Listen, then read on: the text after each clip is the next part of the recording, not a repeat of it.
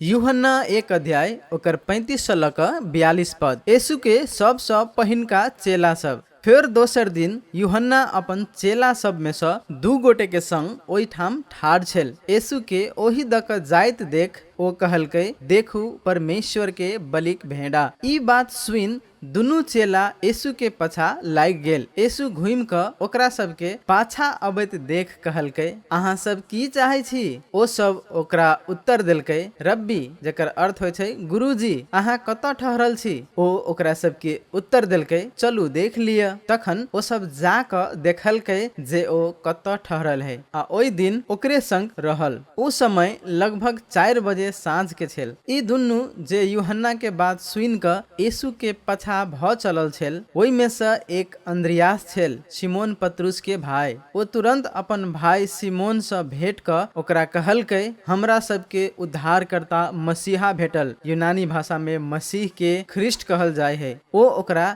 यीशु के लग अनलकै। यीशु ओकरा ध्यान पूर्वक देख के कहलकै, अहाँ सिमोन यूहन्ना के बालक छी। अहाँ के नाम कैफा होत, अर्थात पतरुस।